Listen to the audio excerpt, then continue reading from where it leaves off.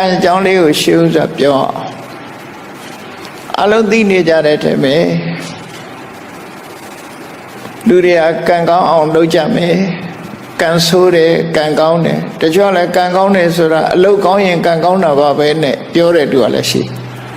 မြတ်စွာဘုရားဆိုလိုတဲ့ကံကဘာလဲကံအကြောင်းကိုဘယ်လောက်နားလည်ရမလဲဆိုတာစဉ်းစားဖို့လိုတယ်ကိုယ်တဏ္ဍမှာကံနေဖြစ်နေလို့ဖြစ်မှမသိလို့ရှိရင်တန်တရားထဲမှာထိုကံတွေရဲ့အကျိုးတရားထုတ်လုပ်မှုတွေဟာဆက်လက်ပြီးတော့ရှိနေမှာဖြစ်တယ်ကံဆိုတာဘာလို့ရမယ့်အရာလဲကိလေသာဆိုတာကရောကိုယ်တဏ္ဍမှာဘယ်လိုအခြေအနေနဲ့ဖြစ်နေတာလဲကိလေသာဆိုတာလောကလူတွေကကိလေသာစိတ်မွေးတယ်လို့ဆိုတဲ့အခါမှာကာမဂုဏ်ကိစ္စတွေလောက်တင်အာယုံပြုပြီးတော့ကိလေသာလို့ပြောနေကြတယ်တော့ကံနဲ့ကိလေသာအကြောင်းကိုကြာကြာနားလည်ဖို့လိုတယ်ပေါ့အဲ့လိုနားလည်လို့ရှိရင်တော့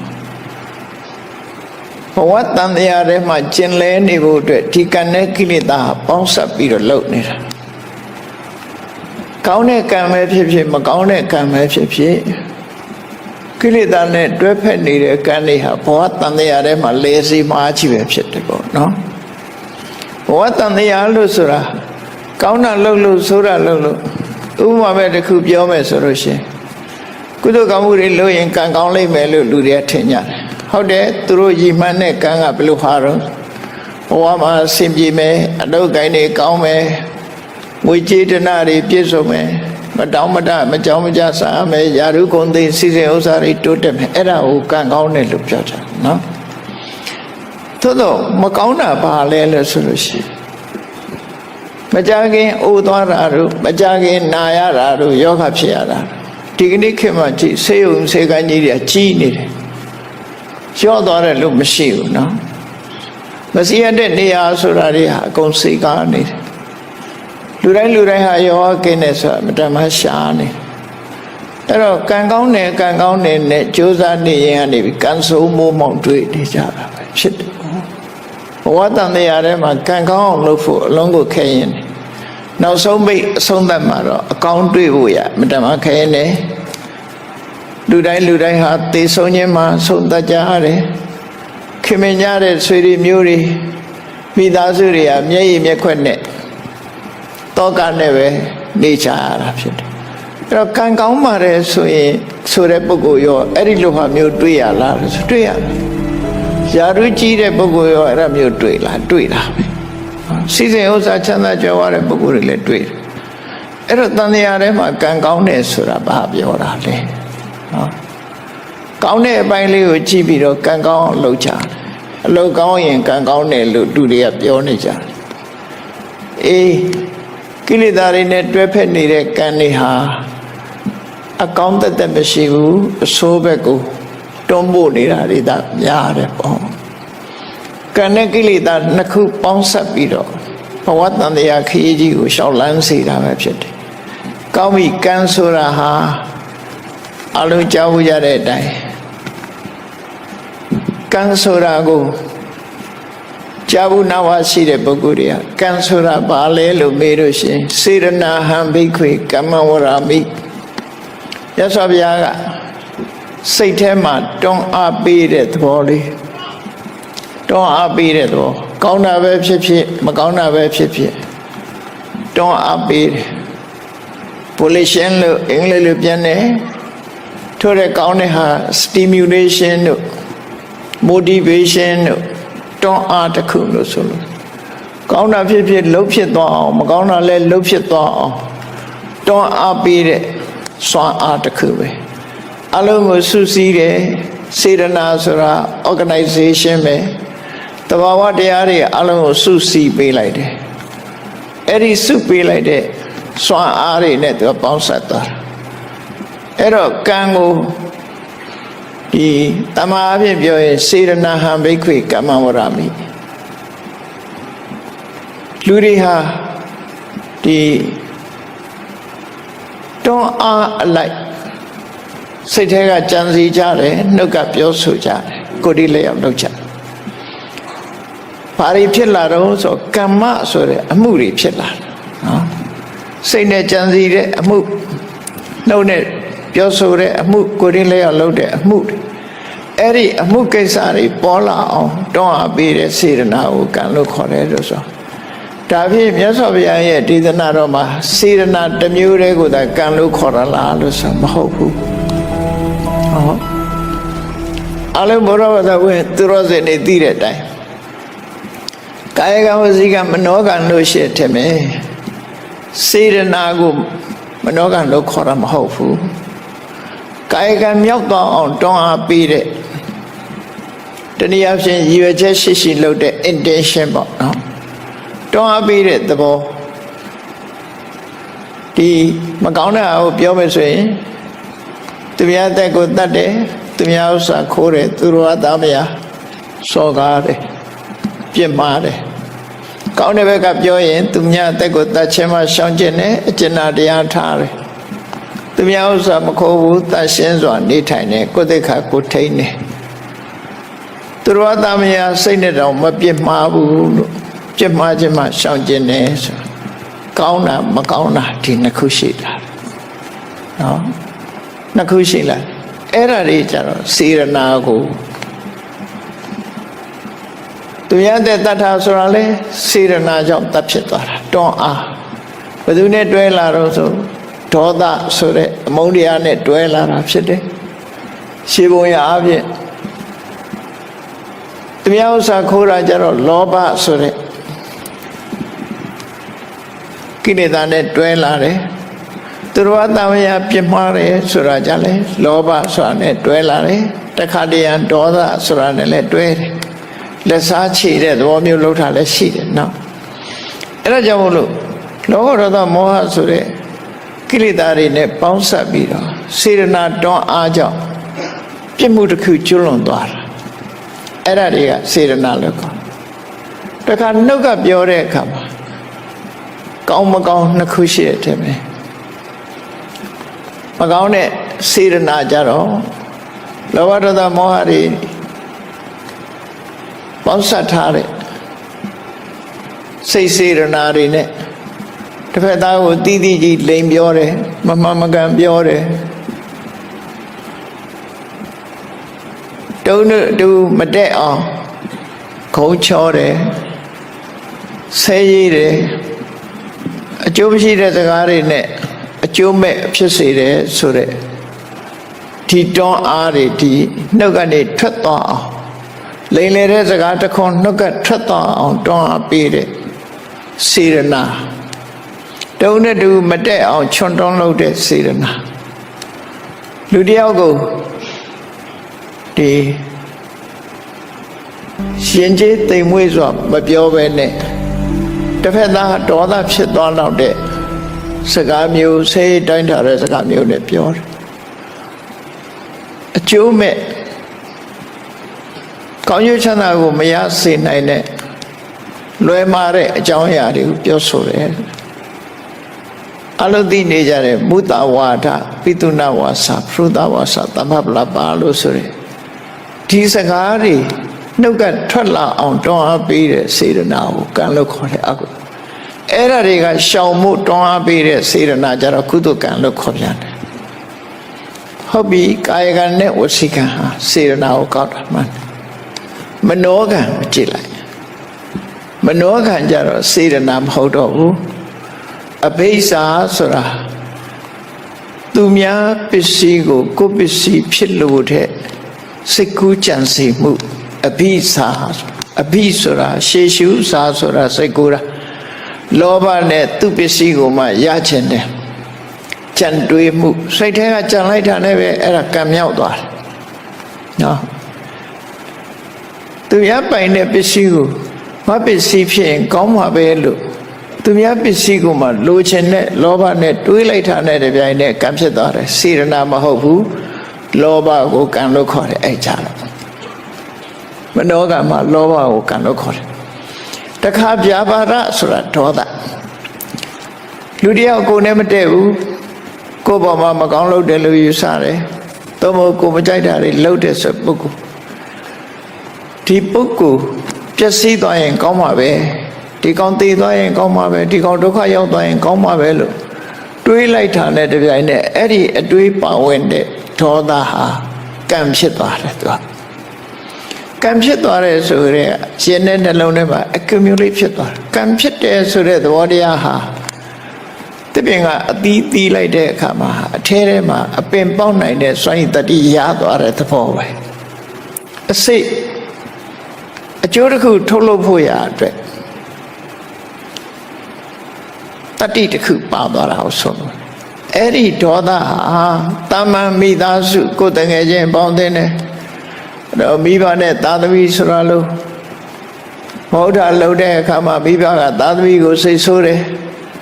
မိဘကိုသာသမီကစိတ်ဆိုးတယ်ညီကိုမောင်နှမစကားပြောမတတ်လို့စိတ်ဆိုးကြတယ်သို့တော့ဒီကောင်တည်သွားရင်ပျက်စီးသွားရင်ကောင်းမှာပဲဆိုတော့မပါဘူး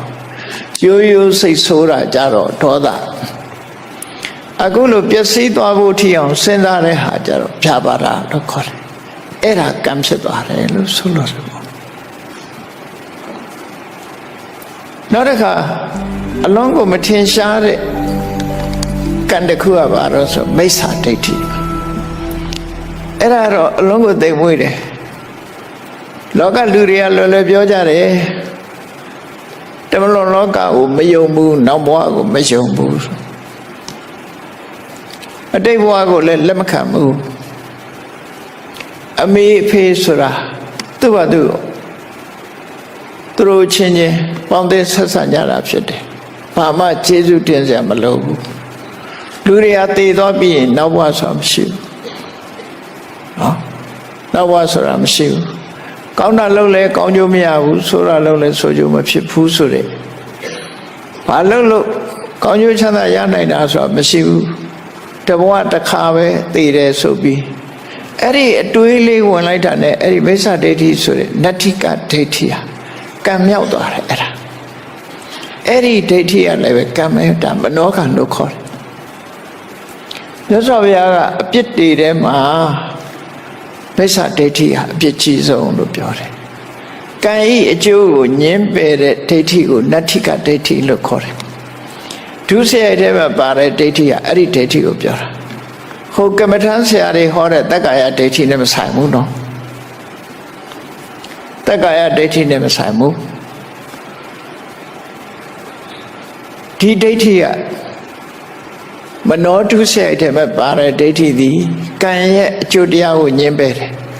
ကံရဲ့အကျိုးတရားကိုညှင်းပယ်ခြင်းဟာကံကိုညှင်းပယ်ခြင်းပဲဖြစ်တယ်အဲ့တော့ကံရဲ့အကျိုးကိုညှင်းပယ်လိုက်ခြင်းဖြင့်ကံကိုလည်းညှင်းပယ်တယ်အကြောင်းတရားကိုလည်းညှင်းပယ်တယ်ဆိုတဲ့အဓိပ္ပာယ်ရောက်လို့အဲ့ဒီမိစ္ဆာဒိဋ္ဌိဒီအမြင်လေးဟာကိုယ့်ကိုယ်တော့ philosophy လို့ထင်ကောင်းထင်လိုက်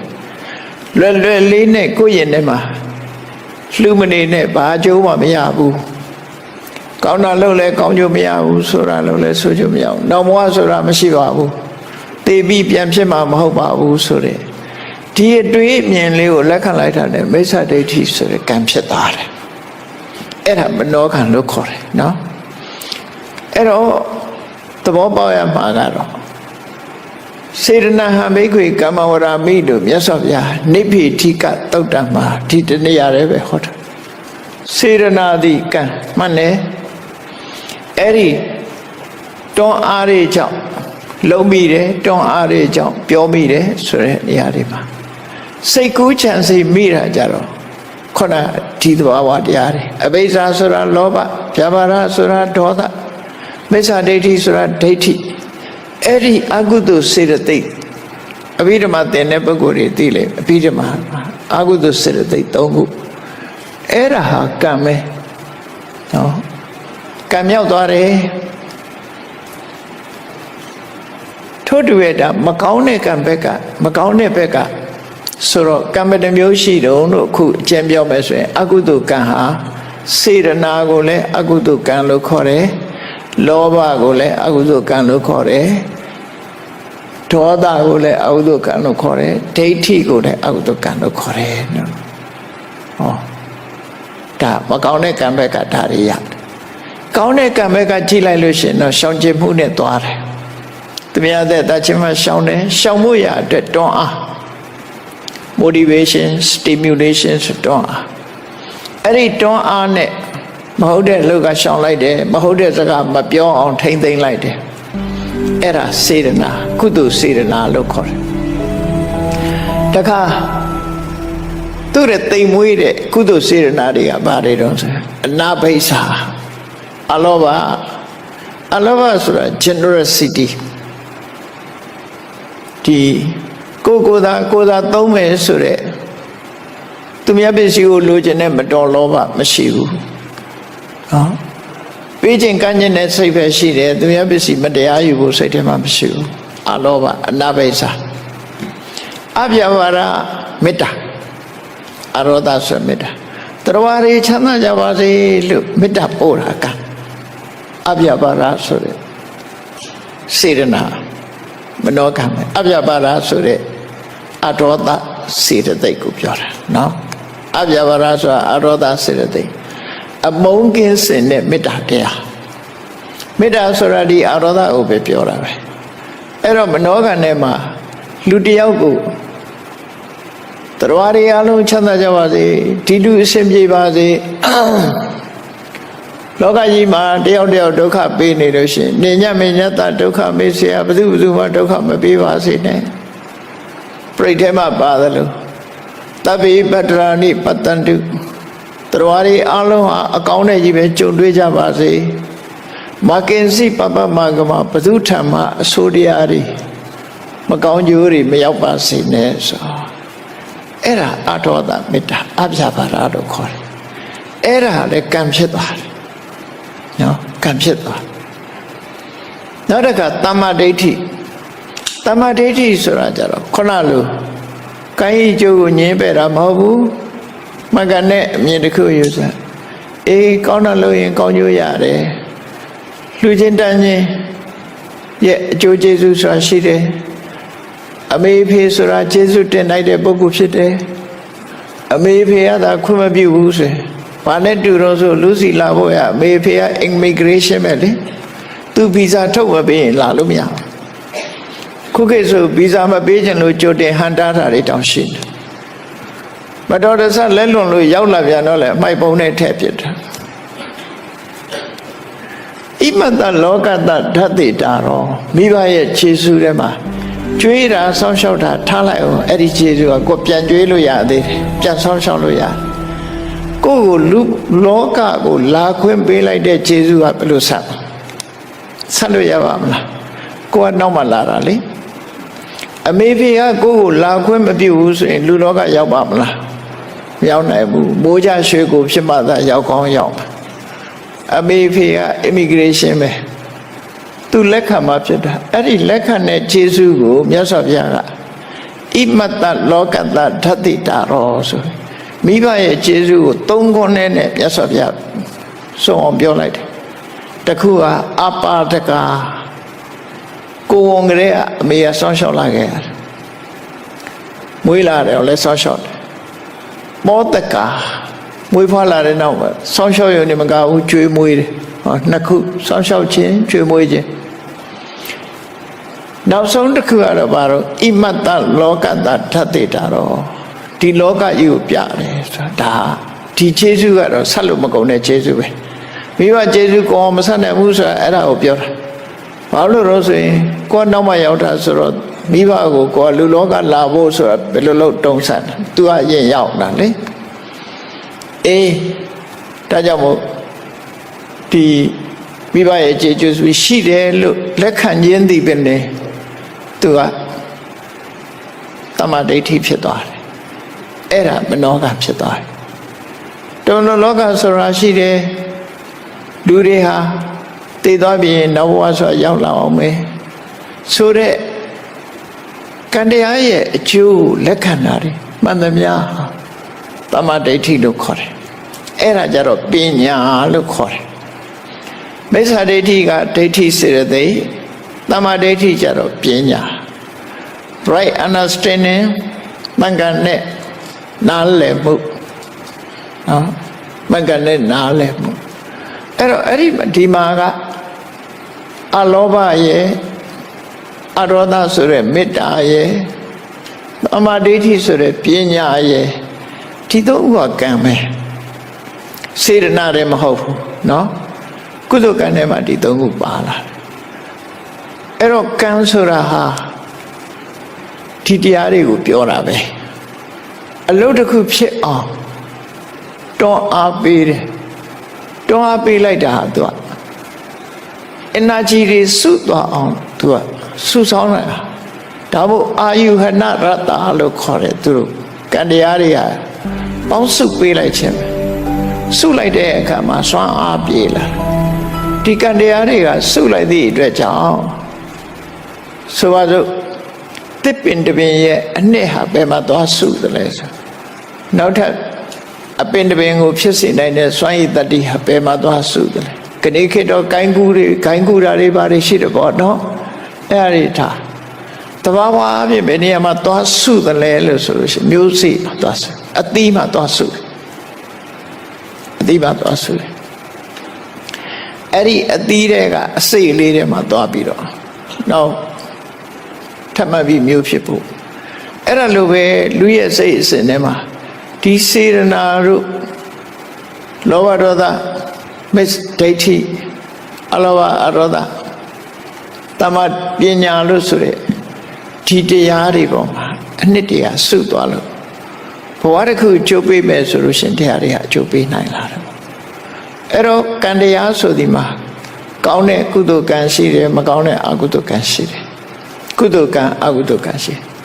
မြတ်စွာဘုရားကဘုန်းကြီးတို့တွေနေ့စဉ်ဘာတွေလုပ်နေကြတော့ကိုယ့်ကိုစဉ်းစားကြည့်လိုက်နေ့စဉ်လုပ်နေတဲ့အလုပ်တွေကိုကြည့်လိုက်မယ်ဆိုရင်ဥဘောပုံညင်စပပင်စယမစ္စောကုရုတေဣထာလူဘဝလူဖြစ်လာတဲ့အခါမှာကောင်းတာလည်းလုပ်တယ်မကောင်းတာလည်းလုပ်တယ်နော်ကောင်းတဲ့လုပ်တွေလည်းလုပ်တယ်မကောင်းတဲ့လုပ်အကောင်းကြီးလည်းမဖြစ်ဘူးမကောင်းတာကြီးလည်းမဖြစ်ဘူးအကောင်းလည်းလုပ်တယ်မကောင်းလည်းလုပ်တယ်အဲ့ဒီကောင်းမကောင်းဆိုတဲ့အရာတွေဟာကိုလိုလိုက်တဲ့အရာတွေဟာခုနရှေ့ကတွန်းအားတွေကိုရွယ်ပြီးတော့ကံလို့ခေါ်လိုက်တယ်အဲ့ဒီကံဒီတင်ညိတတတကံဟောတိတင်္စအာရယခစ္စတိကိုယ့်ရဲ့ထဲမှာဖြစ်သည့်အတွက်ကြောင့်ကိုယ်သာလင်ကိုယ်နဲ့သာသက်ဆိုင်သွားတယ်ကိုယ်ထဲမှာသာဖြစ်လို့ကိုယ်ပဲသက်ဆိုင်သူများနဲ့မဆိုင်ဘူးသူများနဲ့မဆိုင်ုံနဲ့မကဘူးဒီဘဝလှုပ်ထားတဲ့အရာတွေဟာခန္ဓာရှိနေသမျှကလပ်ပလုံးဒီကံတရားတွေကကိုယ်နဲ့အတူပါနေမှာပဲဖြစ်တယ်မကောင်းတဲ့ကံဆိုလို့ရှိရင်ဒုက္ခပေးဖို့ကောင်းတဲ့ကံကအကူအညီပေးဖို့ဆိုပြီးတော့လူတွေမှာကောင်းတဲ့ကံမကောင်းတဲ့ကံဒီနှစ်ခုနဲ့သွားနေမှာပဲဒါထုံးစံမကောင်းတဲ့ကံကဒုက္ခပေးတယ်ကောင်းတဲ့ကုသိုလ်ကံတွေကြတော့ချမ်းသာဒုက္ခပေးတယ်တော့လောကလူတွေကကံဆိုတာအလုတ်ပါအလုတ်ကောင်းရင်ကံကောင်းပါတယ်နဲ့လွယ်လွယ်ပြောကြတယ်နော်လွယ်လွယ်ပြောကြတယ်သူတို့ပြောတဲ့ရည်ရွယ်ချက်ကတော့ခုနကတာမန်ကြီးပွားတိုးတက်တဲ့အလုပ်တွေကိုပြောတာဖြစ်ကောင်းဖြစ်လိမ့်မယ်နော်တကယ်တော့လောကမှာဒီလူတွေမှာနေ့စဉ်နဲ့အမျှကံတရားတွေကဖြစ်နေတာကိုသိသည်ဖြစ်စေမသိသည်ဖြစ်စေလူရင်နဲ့နှလုံးထဲမှာဖြစ်နေတဲ့အရာဟာကိုယ့်ရင်ထဲမှာကိန်းသွားပြီသူကရောက်ရှိနေ accumulation ဆိုစုမိဆောင်းမိဖြစ်သွားအဲ့ဒါတွေကတင်ညိတတတကံဟောတိကောင်းမကောင်းနေဟာကိုပိုင်ဥစ္စာကိုနဲ့သာသက်ဆိုင်တော့တယ်တဗ္ဗေတတ္တကမ္မတကဆိုတာအဲ့ဒါပြောတာကံသာလင်ကိုပိုင်ဥစ္စာကိုလှုပ်တာကိုနဲ့သာသက်ဆိုင် responsibility ကိုဆိုလိုတယ်နော်ကိုယ့်ရင်ထဲမှာဖြစ်တာကိုယ်နဲ့မဆိုင်လို့ဘယ်သူနဲ့သွားဆိုင်မှာတော့နော်ကိုယ့်ရင်ထဲမှာဖြစ်တာကိုယ်ခန္ဓာကိုယ်မှာဖြစ်တဲ့ယောဂကိုယ်ပဲခံရနော်ကိုယ်ပဲခံအဲ့ဒါလိုပဲဒီကိုစားလိုက်တဲ့အစာရဲ့အကောင်အဆိုးကလည်းပဲကိုယ်ပဲခံရတာအဲ့ဒါလိုပဲကိုယ့်ရင်ထဲမှာဖြစ်လိုက်တဲ့ကောင်းဆိုးကံဟာကိုယ်နဲ့သာသက်ဆိုင်တယ်အဲ့ဒါကိုကမ္မတက္ကတာကံသာလင်ကိုယ်ပိုင်ဥစ္စာရှိတယ်လို့ပြောတာအဲ့ဒါကိုပြောတာ responsible ဖြစ်တာပြောဟုတ်ပြီ responsible ဖြစ်သွားရင်ဒီဘဝတယ်လားလို့ဆိုမဟုတ်တင်္စအာရယခစ္စတိဒါကြီးကပါသွားမှာပဲဘယ်လိုလုပ်ပါလာတော့ ကံတရားတွေကဘယ်မှကိန်းနေတာလဲနှလုံးထဲမှာကိန်းသလားနှလုံးထဲမှာကိန်းရင်နှလုံးခုန်ရက်သွားလို့ရှိရင်နှလုံးဆိုတာတည်သွားရင်မီးရှို့တဲ့ထဲပါသွားမှာနောက်မှဘယ်လိုလုပ်လိုက်အဲ့လိုမဟုတ်ရင်အုံနောက်ထဲအုံနောက်ဆိုတာလဲဂျမ်းဖြစ်သွားတာရှိသေးတယ်ဟောအဆိုင်မဖြစ်ရင်ဒီဘဝနဲ့မေ့သွားပြီအဲ့တော့ကံတရားပဲသွားနေမှာအုံနောက်မကောင်းတော့ဘူးသိလို့ရှိရင်လည်းမီးရှို့ပြလိုက်တယ်ဒီအုံနောက်ကပါစရာအကြောင်းမရှိပြန်အဲ့တော့ကံဟာဘယ်မှာတည်ရှိဘယ်မှာremain ဖြစ်နေတယ်လဲဘယ်မှာတည်ရှိတယ်လဲလို့ပြောမှာစိတ်အစဉ်မှာရှိတယ်စိတ်အစဉ်ဆိုတာဘယ်တော့မှပြတ်တော့မသွားဘူးစိတ်အစဉ်ဟာတစ်ခုပြီးတစ်ခုတစ်ခုပြီးတစ်ခုဆက်နေတယ် mental process ဆိုတာတဏှာဝကတဏှာဘဝမှာစတဲ့အချိန်ကစပြီးနိဗ္ဗာန်ရသည့်အထိအောင် mental process ကပြတ်သွားတာနှစ်နေရာပဲရှိတယ်ဒါတော့ခိတ္တပြတ်တာဘယ်နေရာတော့ဆိုလို့ရှိရင်စံစွမ်းအားနဲ့တမာတိစွမ်းအားနဲ့စိတ်ကိုယုံမုန်းပြီးတော့တရားအထုတ်လို့အောင်မြင်သွားလို့ရှိရင်အတ္တညတဘုံဆိုတဲ့စိတ်မဲ့တဲ့ဘဝမျိုးရောက်သွားတာကဘာ900ဒါလည်းပဲ pause လုပ်တယ်လို့ပဲပြောရမယ်ခိတ္တ pause လုပ်လိုက်တာ stop လုပ်တာမဟုတ်ဘူး pause လုပ်လိုက်တာနော်ချိန်တိုင်းပြန်ပေါ်လာမှသူကအပြည့်သက်မဟုတ်ဘူးနောက်တစ်ခါနိရောဓသမဘာဆိုတာကြားဦးရလိမ့်မယ်နိရောဓသမဘာဝင်စားလို့ရှိရင်စိတ်စေတသိက်စေတစာရုပ်အလုံးချုပ်သွားတယ်တမာတိဆောင်အားနဲ့ဒါလည်း pause လုပ်လိုက်တာပဲခိတ္တခဏအကြောင်းတရားတွေကိုဖယ်ရှားပြလိုက်သည့်အတွက်ကြောင့်စိတ်ဆိုတာလည်းသူ့ဟာသူဖြစ်တာမဟုတ်ဘူးအကြောင်းတရားကိုမှီဖြစ်တယ်အဲ့ဒီအကြောင်းတရားတွေကိုခိတ္တ pause လုပ်လိုက်လို့ရှိရင်စိတ်ဟာလည်းရပ်သွားတယ်အဲ့ဒီနှစ်နေရာလွဲရင် mental process ကပြောင်းမသွားဒါဖြင့်ခုနလို pause လုပ်လိုက်လို့ရှိရင်ကံတရားတွေရောပျောက်ကွယ်သွားလားဆိုမကွယ်ဘူးရှေ့နဲ့နောက်နဲ့ဟာအနန္တရပစ္စယောပဲသူကနိရောဓသမဘာဝင်စားလို့9ရက်ကြာတဲ့ဆုံးတော့အနန္တရပစ္စယောပဲသူကဒီကြားထဲမှာတခြားဟာမခြားခြင်းသည်ပင်နဲ့သူ့ရဲ့ process ရှိနေတယ်ဆိုတော့ပြတယ်နော်ရလိုက်တဲ့အဆုံးနဲ့နောက်ထပ်ပြန်စားခြင်းအစတို့ခြားမှာအကြာအကွယ်မရှိဘူးအဲ့ဒါကိုပဋ္ဌာန်းပစ္စည်းထဲမှာအနန္တရပစ္စယောလို့ပြောတာနော်တခါအတ္တညတဘုံရောက်သွားပြန်တော့လည်းပဲထို့တူပဲအနန္တရပစ္စယောပဲစိတ်အစဉ်နဲ့သုတိစိတ်နဲ့ပရိသေရိစိတ်ပရိသေရိစိတ်ဟိုကရုပ်စဉ်သူတမာရီစွာအကုန်လို့တင်ညာစတင်ဖြစ်ပေါ်လိုက်တဲ့အချိန်လေးမှာပြန်လီနိုးထလာပြန်တယ်ခိတ္တ pause လုပ်တယ်အဲ့တော့ mental process ဆိုရယ်စိတ်ဖြစ်စဉ်ကြီးဟာတန်တရားထဲမှာရပ်ဆိုင်သွားတယ်လို့မရှိဘူးအပြည့်ပိုင်ရပ်သွားတယ်လို့မရှိဘူးဒါကြောင့်မို့စိတ်တတန္တတိလို့ခေါ်တဲ့စိတ်ဖြစ်စဉ်ထဲမှာကံတရားဟာ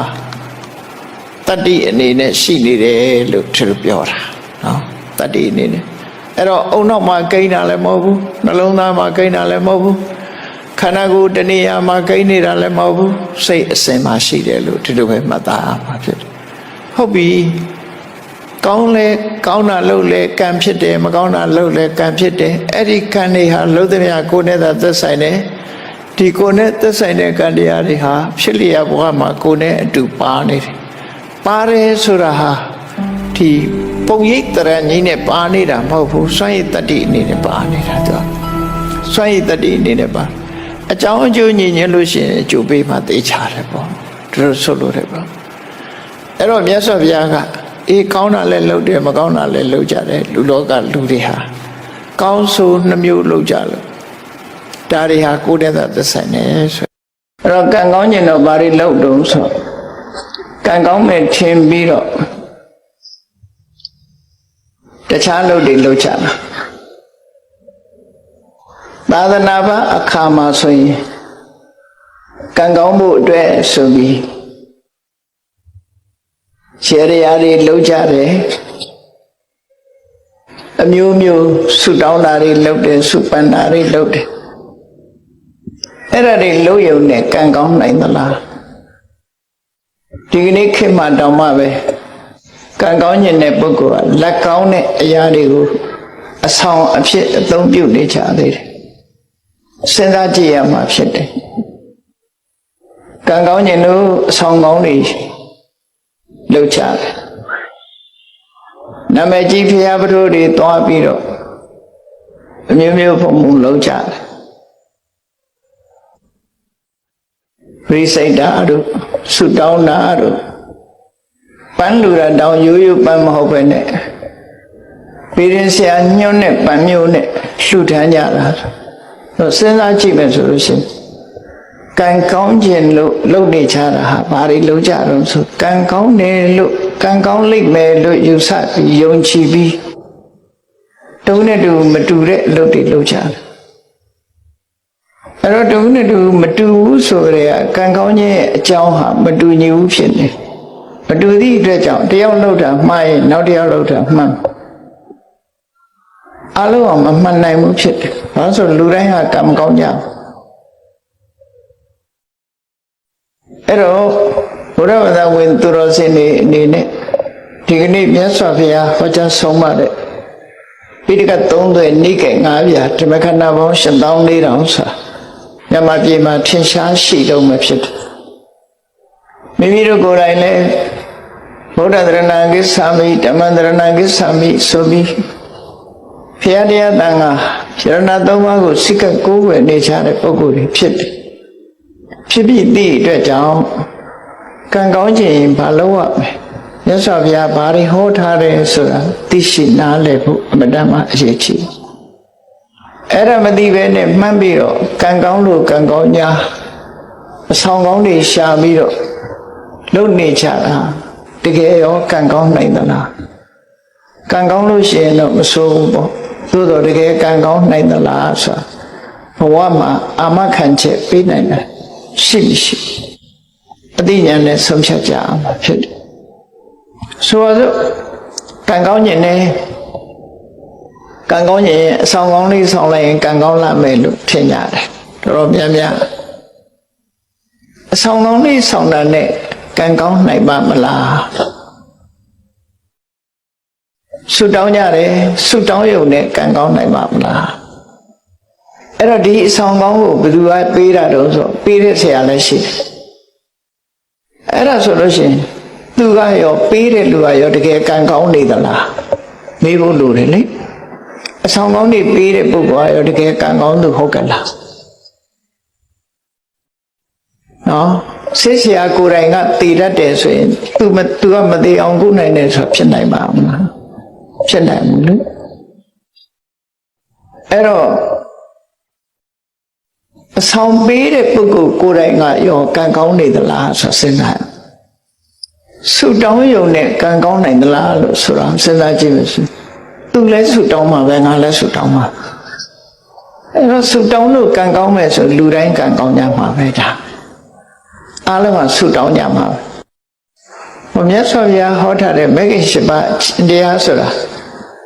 နိဗ္ဗာန်ထိအောင်ပို့ဆောင်နိုင်တဲ့စွမ်းရည်တတ္တိရှိတယ်လူလောကမှာလည်းပဲကံကောင်းမှုအတွက်ထောက်ကူတွေအများကြီးဖြစ်စေတယ်ဒီလိုဆိုလို့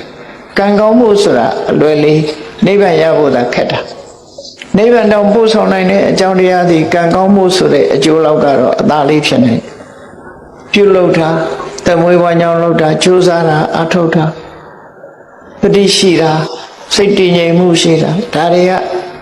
ဒီ၈ခုနဲ့ဖွဲ့စည်းထားတာကိုမက္ခလမ်းကြောင်းလို့ဆိုလို့ရတယ်ပေါ့အဲ့ဒီလမ်းကြောင်းကြီးကနေသွားရမယ်လို့လောကမှာတန်တရားဥက္ကတောင်လွတ်စေတတ်တဲ့ဒီလမ်းကြောင်းဟာကံကောင်းဖို့ရာအတွက်ကတော့အသာကလေးဖြစ်နိုင်တဲ့လမ်းကြောင်းပဲလို့အဲ့တော့မြတ်စွာဘုရားကဒီလိုလမ်းကြောင်းဖွင့်ပြပြီးမှန်ကန်တဲ့တရားတွေကိုအိန္ဒိယနိုင်ငံမှာလွန်ခဲ့တဲ့နှစ်ပေါင်း2600ကျော်ကဟောပြောခဲ့တယ်ဟောပြောလို့မြတ်စွာဘုရားဟောပြောချက်အတိုင်းလိုက်နာဆောင်ရွက်ကြသည့်အတွက်ကြောင့်ကံကောင်းသွားကြတဲ့ပုဂ္ဂိုလ်တွေအများကြီးကံဆိုးရာကနေကံကောင်းသွားဆိုပါစို့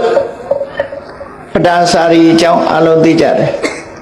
သူလောက်ကံဆိုးတာပဲရှိဘူးလေသူလောက်ကံဆိုးတာပဲရှိတောကြီးမြက်မဲခရီးသွားလာတဲ့အချိန်မှာလူမမဲအရွယ်သားကလေးတယောက်နဲ့အာကိုရတဲ့လင်းယောက်ျားနဲ့အတူလာအဲ့ဒီမှာလမ်းမှာပဲမီးဖွာတဲ့အချိန်ကလည်း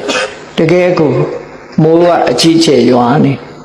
မိုးခိုကြမရှိဘူးတစ်ပင်အောင်မှာသူကိုယ်တိုင်ကကြောကိုမိုးဆုပ်ခံပြီးကလေးမိုးမစော့အောင်ထိမ့်သိမ်းဆော့ရှော့နေရတဲ့အနေအထားမျိုးစဉ်းစားကြည့်ပေါ့အဲ့ဒီအချိန်မှာချမ်းတို့မီးလုံမိုးရာအတွက်ထင်းအချောက်ရဖို့ဆိုမတန်ခဲနေလေထင်းချောက်သွားခွေတာမမြင်မကန်းနဲ့မဟောက်ကထွက်ပြီးကိုက်လိုက်တဲ့အခါသေဆုံးသွားယောက်ျားသေဆုံးသွားလူမမဲကလေးလေး2ယောက်နဲ့သူ1ယောက်တည်းတော်ထဲမှာတညာလုံးအဲ့ဒီကနေပြီးတော့ကလေး2ယောက်လက်ဆွဲပြီးညကရွာထားတဲ့မိုးကအလွန်ကြီးတော့ချောင်းရည်အကြီးနေအစိရဝတီမြစ်ဆိုတာတခဏပဲရေရှိတဲ့မြစ်ပဲအဲချောင်းရည်ကိုဖြတ်ကူးတဲ့အခါမှာ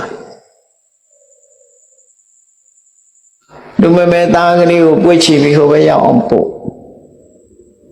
ပြန်လာတဲ့အချိန်မှာမွေးပြီးကစားကလေးဆိုနီရဲသေးသေးလေးတားတစ်ထင်ပြီးတော့ဆွန်ကဝဲနေရနေထိုးဆင်းပြီးတော့ချီတယ်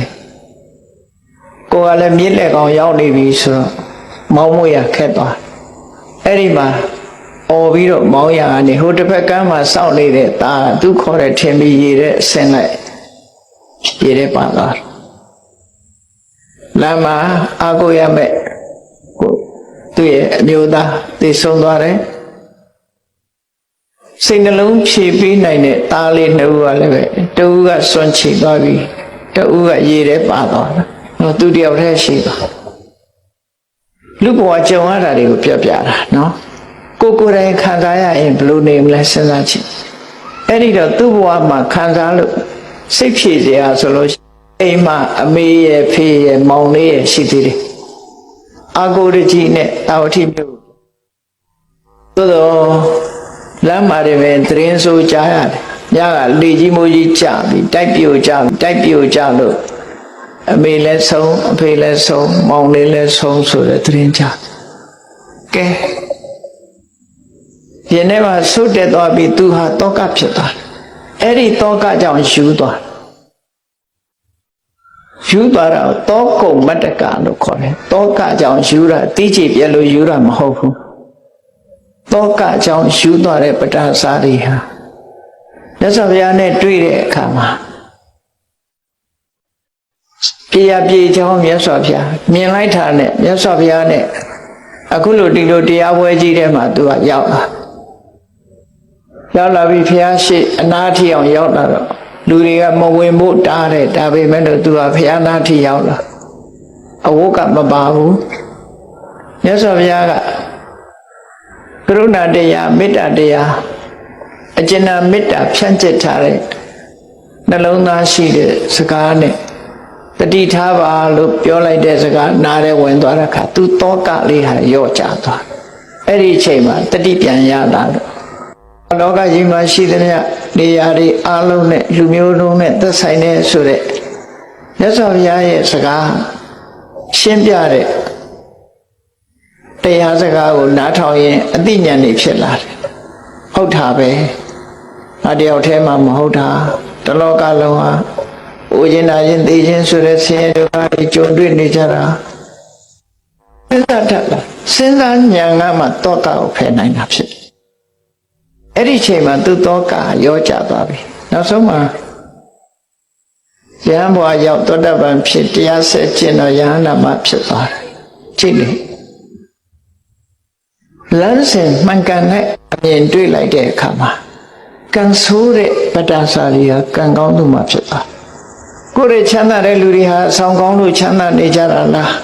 စီးပွားရေးအောင်မြင်နေတဲ့ပုဂ္ဂိုလ်တွေဟာအဆောင်ကောင်းလို့လားမေးကြရှိတယ်လေသူတို့ဘာတွေကောင်းလို့ချမ်းသာတာလဲဆိုတာမြတ်စွာဘုရားဟောတဲ့အခါကျရှင်းတော့ဘုရားဘာသာဖြစ်ပြီးတို့တွေဟာ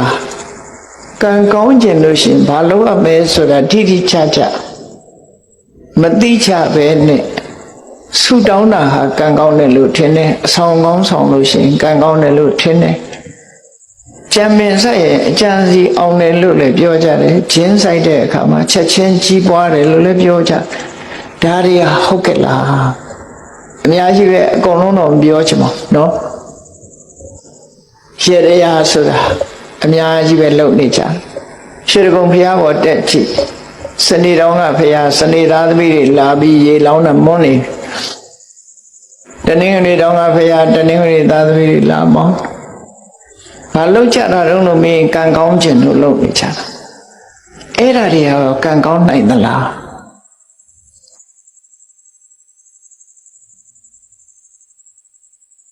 အဲ့တော့တေချာစဉ်းစားတတ်ဖို့လိုအပ်တယ်လို့ဆိုမြတ်စွာဘုရားကစဉ်းစားဖို့ပဲဟောတာတရားအဲ့တော့မြတ်စွာဘုရားဘုန်းကြီးတို့ဒီလိုဟောလိုက်လို့ဗီရိဆရာတွေထိခိုက်သွားတယ်ဆိုရင်ထိခိုက်အောင်ပြောတာမဟုတ်ပါဘူး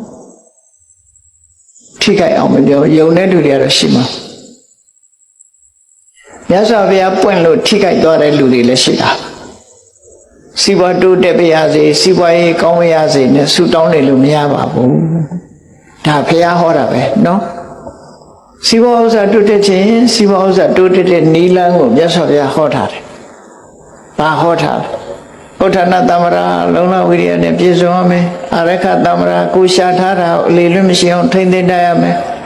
သမဇီဝိတာအမြတ်မြတ်တရသမွေးတတ်ရမယ်ကလျာဏမေတ္တာမိကောင်းဆွေကောင်းရှိရမယ်အဲ့ဒါဒီဘဝမှာစီးပွားဥစ္စာတိုးတက်ခြင်းအကြောင်းလေးလို့ဒီလိုပဲဟောတာအဲ့ထက်ပဲရေတရားခြေရမယ်လို့မပါဘူးနော်အဆောင်ကောင်းဆောင်ရမယ်လို့မပါဘူးဆိုလိုတာက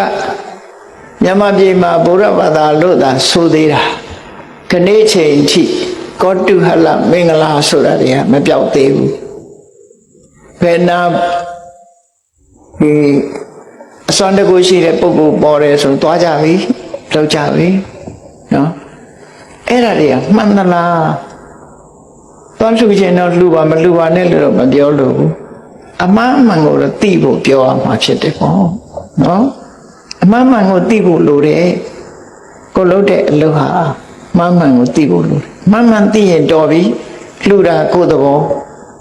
မှန်မှန်သိဖို့လိုတယ်သို့တော့အမှားကိုအမှန်ထင်နေတာ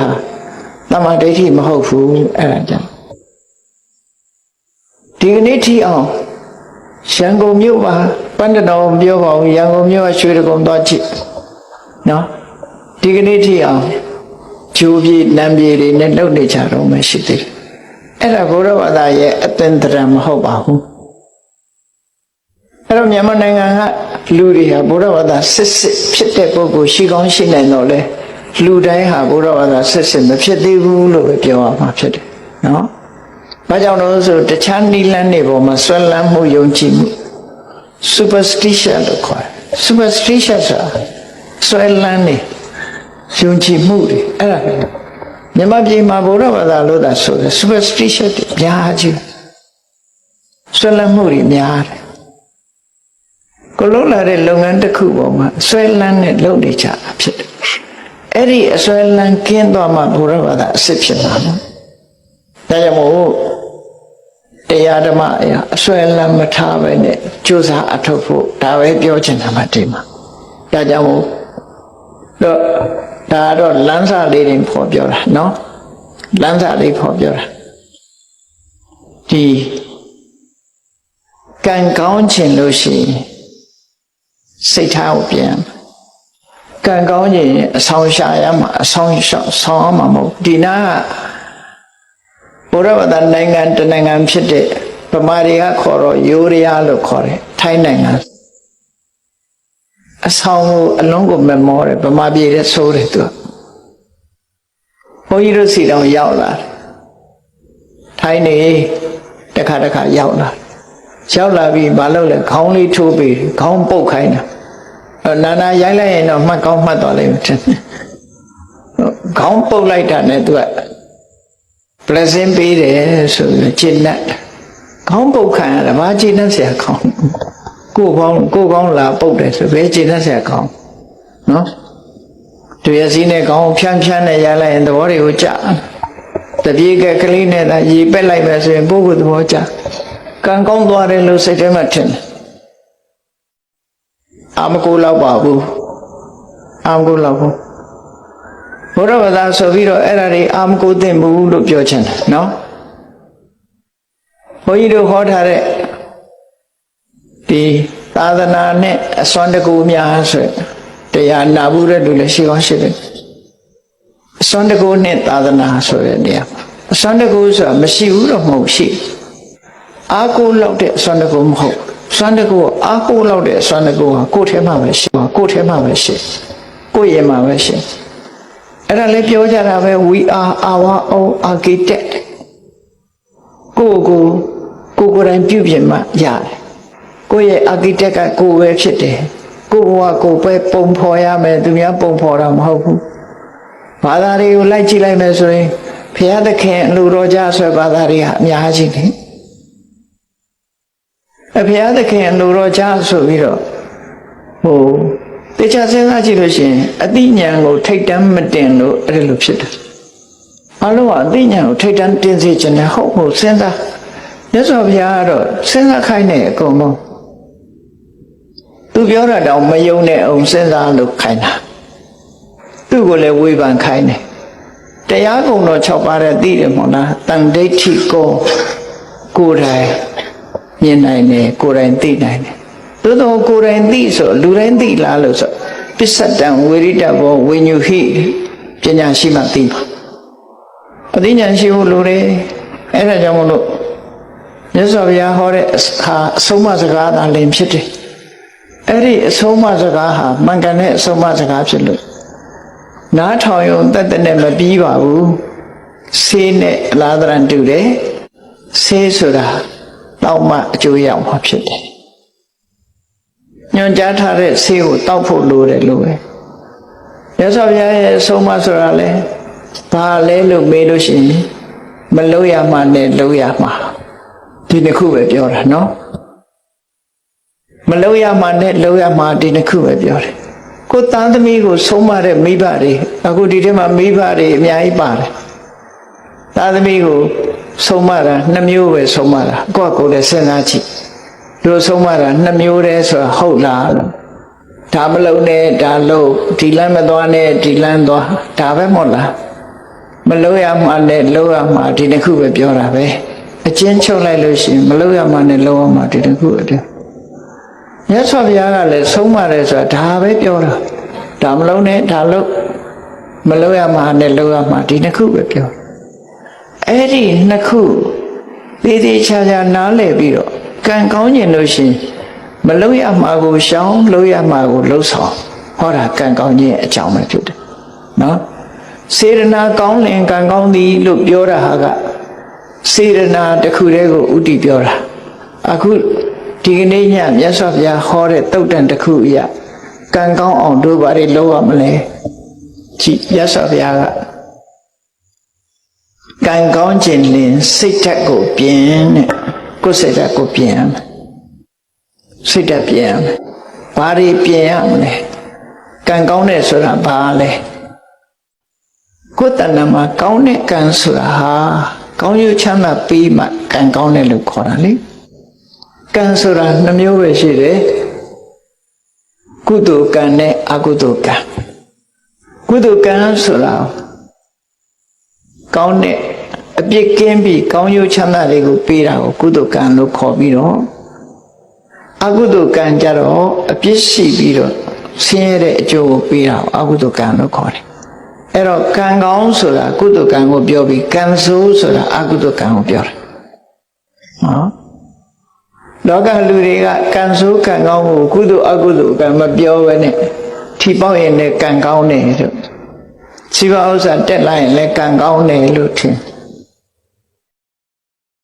အဲ့ဒါတကယ်ကတော့ကံရဲ့အကျိုးသာလည်းဖြစ်တယ်ကံကောင်းတာမဟုတ်သေးဘူးနော်တယောက်နှုတ်ဆက်တဲ့အခါတို့ဆူတောင်းတဲ့အခါကျကံကောင်းပါစေပြောကြ good luck ဆိုတာနော်ဗမာပြည်ကလူတွေသာဒီလိုပြောတာမဟုတ်ဘူးဗမာစကားနဲ့မဟုတ်တဲ့အခါကျတော့လေ good luck ပဲကံကောင်းပါစေလို့ပြောကြတာအဲ့တော့ကံကောင်းတာထီပေါက်ရင်လည်းကံကောင်းတယ်လို့ပြောတယ်စီပါဥစ္စာတိုးတက်ရင်လည်းကံကောင်းတယ်လို့ပြောတယ်အစည်းရင်ကလွတ်သွားရင်လည်းကံကောင်းတယ်လို့ပြောတယ်အဖမ်းမခံရရင်လည်းကံကောင်းတယ်လို့ပြောတယ်အမျိုးစုံပဲကံကောင်းတယ်လို့ပြောတာတွေကအဲ့ဒါဟာဆိုးချိုးကလွတ်မြောက်နေတာကိုကံကောင်းတယ်လို့ပြောတာကံဆိုတာအကြောင်းတရားသာလည်းဖြစ်တယ် အဲ့တော့အကြောင်းတရားကောင်းအောင်လုပ်ဖို့လူတွေဆိုတာမမေ့ဖို့ပေါ့နော်မမေ့ဖို့အဲ့တော့မြတ်စွာဘုရားဟောတာတမပတ္တိဆိုတဲ့သုတ်တံမှာဟောထားပုံလေးကြည့်ကံကောင်းတယ်ဆိုတာကိုယ်တဏ္ဍမှာကုသိုလ်တရားတွေဖြစ်မှကံကောင်းတယ်လို့ပြောလို့ရတယ်ဘာလို့လဲဆိုရင်အနဝိဇ္ဇဒုက္ခဝိပါကလက္ခဏာအပြစ်ကင်းပြီးကောင်းကျိုးချမ်းသာတွေကိုပေးနိုင်တာကုသိုလ်တရားတဲ့အဲ့ဒီကုသိုလ်တရားကိုယ်တဏ္ဍမှာရှိဖို့ဒါကြောင့်မို့ကံကောင်းခြင်းစိတ်ထားကိုပြင်စိတ်ထားကြတော့ပြင်မို့ရမေ့ကြသတိမထားကြဘူးဘုရားဘာသာဖြစ်ပြီးတော့စိတ်ထားမကောင်းတဲ့လူတွေအများကြီးဖြစ်ဘုရားဘာသာဖြစ်ပြီးမြတ်စွာဘုရားရဲ့အဆုံးအမနဲ့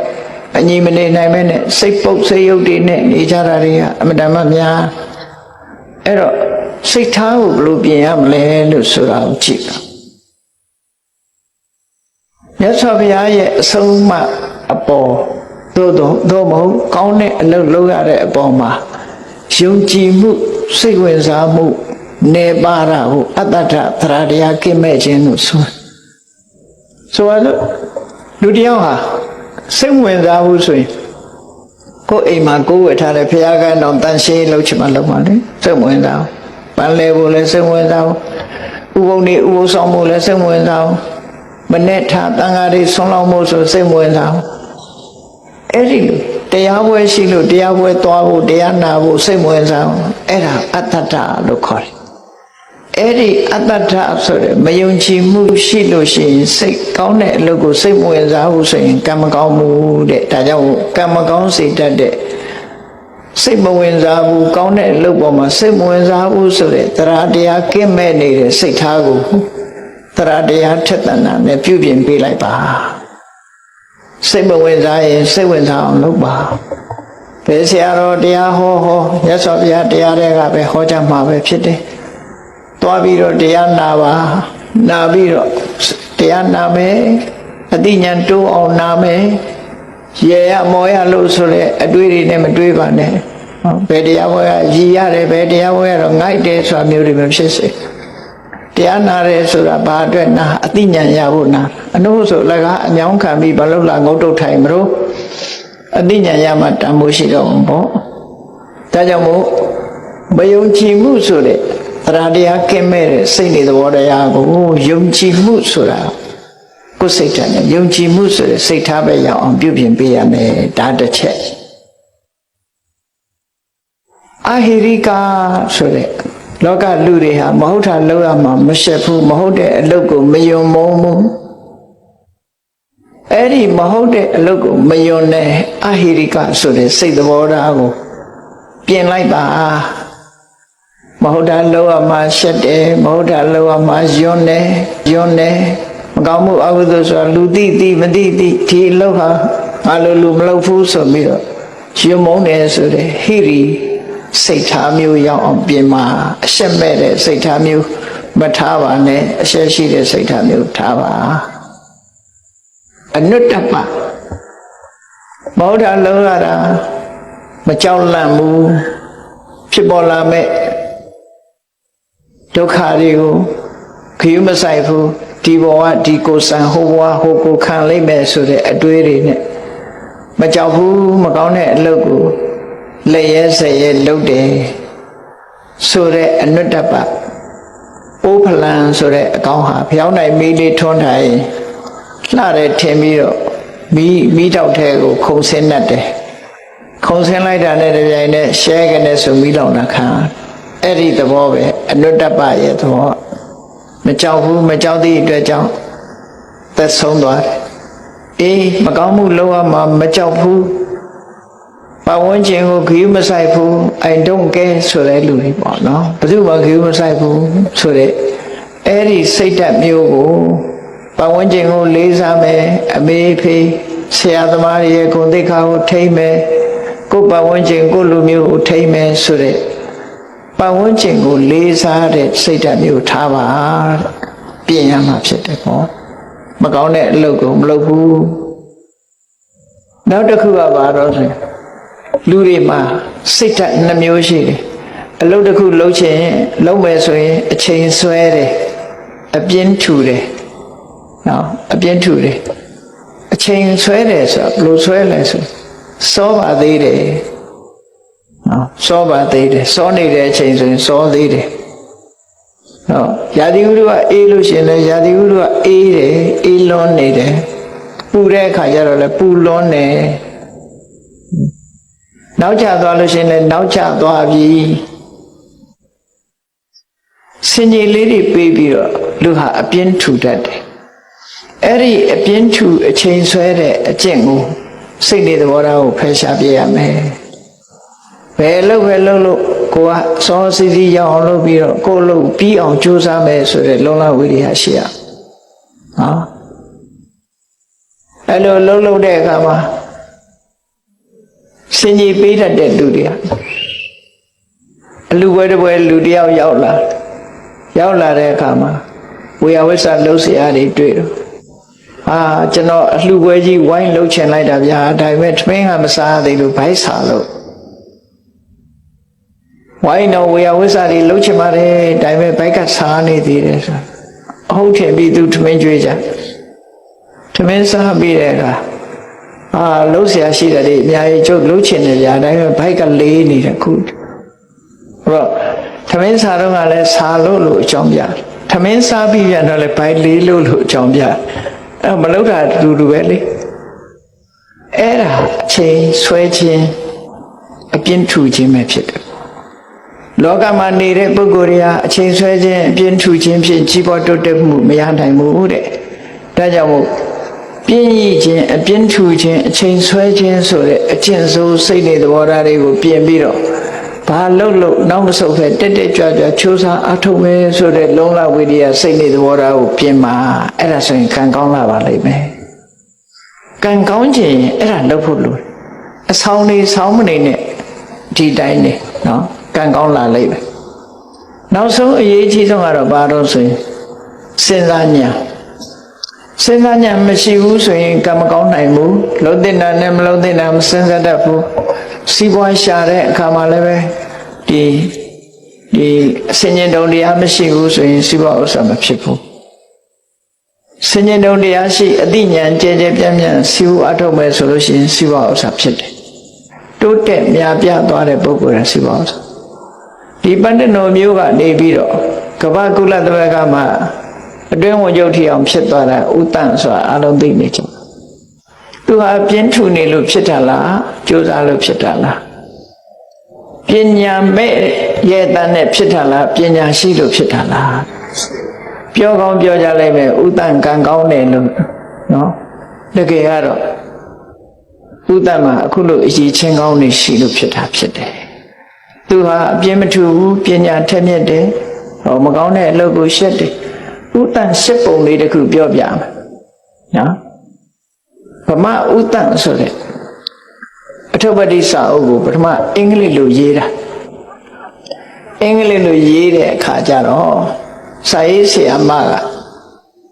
ဥတ္တန်စီသွားပြတယ်စာမှုမှာသွားပြတော့ဥတ္တန်ကကြည့်ပြီးကျွန်တော်မဖတ်တော့ပါဘူးတဲ့ဘာဖြစ်လို့လဲကျွန်တော်တခုပြင်မိရင်ကျွန်တော်ပတ်သက်သွားလိမ့်မယ်တဲ့ကိုထုပ္ပတိကိုလုံးသလိုဖြစ်သွားလိမ့်မယ်ကျွန်တော်တခုပြင်မိမှဆိုလို့မဖတ်တော့ပါဘူးလို့ပြောအဲ့တော့အဲ့ဒီမျိုးသမီးကဘာပြောတော့ဆိုရှင်ပြင်မိတယ်ပြင်ရာရှိလဲပြင်လိုက်ပါပေါ့ဖေးကဘယ်သူမှမသိပါဘူးရှင်ပြင်နေဆိုတော့ဘယ်သူမှမသိပါဘူးလို့ကျွန်တော်သိတယ်လေတဲ့သူပြောတာအဲ့တော့သူဟာမဟုတ်တာမလုပ်ချင်ဘူးဆိုစိတ်ဓာတ်မထင်ရှားပဲဘူးလားနော်သူမပတ်သက်ချင်ဘူးဆိုတာကိုဘယ်သူမှသိမသိတာအဓိကမဟုတ်ဘူးသူပတ်သက်နေတာမလုပ်ချင်သူထုပ္ပတိကိုသူရေးတယ်ဆိုတော့သူစိတ်ထဲမှာဝါကြွားတယ်လို့ထင်ကောင်းထင်မိလိမ့်မယ်တချို့ချက်တွေအကယ်၍စာရေးဆရာမကရေးထားတာမပြည့်စုံမှုဆိုရင်သူကဖြည့်လိုက်လိမ့်မယ်ဖြည့်လိုက်လို့ရှိရင်သူဖြည့်လိုက်တဲ့ဟာအမှန်မှန်ဖြစ်စေကမူသူဖြည့်လိုက်သည့်အတွက်ကြောင့်ဝါကြွားတယ်လို့ဖြစ်ခြင်းနဲ့ဖြစ်သွားအဲ့ဒါမျိုးကိုသူကိုယ်တိုင်မပတ်သက်ချင်ဘူးလို့ပြောတယ်ဘယ်သူမှသိတာမှမဟုတ်ပဲနဲ့ဆိုကျွန်တော်သိတယ်လေတဲ့ပြောတယ်တခေါက်ပဲပြန်ပြောတယ်ကျွန်တော်သိတယ်အဲ့ဒီထုပ္ပတိစာအုပ်ဏိဌံဖတ်ဖူးရင်သိပါလိမ့်မယ်ဒီလိုရေးထားလဲဆိုတာနော် အဲ့တော့မြတ်စွာဘုရားဟောတဲ့တရားတော်နဲ့အညပဲမြတ်စွာဘုရားဟောတယ်လေအေးတိတ်ကွယ်ရမှာမဟုတ်တာတွေလှုပ်တာလူတွေကထင်ကြတယ်ဘယ်သူမှမသိဘူးလို့ထင်ကြတယ်တဲ့မြတ်စွာဘုရားပြောတာအတ္တတိပုရိသဇာနာတိမင်းသိတယ်လေတဲ့သူများမသိပြီမင်းသိပါမယ်ကွယ်ရမှာကိုယ့်အကိုတိတ်တိတ်ပုံမဟုတ်တာလှုပ်တာသူများမသိဘူးဆိုရင်ကိုသိနေတယ်မဟုတ်တာတွေကိုကွယ်ရမှာလှုပ်တယ်အဲ့လိုကွယ်ရလှုပ်လို့မရဘူးတဲ့ကွယ်ရဆိုတာမရှိပါဘူးတဲ့ဘာလို့လဲဆိုအတ္တတေပုရိသဇာနာတိယတိကာတိဝနာဝမင်းလှုပ်တာမင်းလှုပ်တယ်မလှုပ်ဘူးဆိုတာမင်းကိုယ်တိုင်သိနေတယ်လေကွယ်ရပဲဟုတ်လေဘယ်သူမှမသိဘူးဆိုတာမဟုတ်ဘူးမင်းသိနေတယ်ကိုသိနေတာသိပဲလေရှက်เสียမကောင်းဘူးလားတို့တွေကံကောင်းပြီးကြီးပွားတိုးတက်ခြင်းနဲ့ဆိုလို့ရှိရင်ဝီရိယရှိရမယ်ပညာရှိရမယ်ကိုချင်းတရားကောင်းမွန်ရမယ်ကောင်းတဲ့အလုပ်ပေါ်မှာစိတ်ဝင်စားရမယ်ဆိုတဲ့စိတ်ဓာတ်တွေမိမိရဲ့တဏ္ဍာမှာမရှိသေးရင်ရှိအောင်ရှိပြီးလို့ရှိရင်တိုးတက်ရှင်သန်များပြားခိုင်မာလာအောင်ကြိုးစားအထောက်ကြအမှာဖြစ်တယ်လို့ကိုယ်စီမှတ်သားပြီးကျင့်ကြံပွားများကြိုးစားအထောက်နိုင်ကြပါစေကုန်သတည်း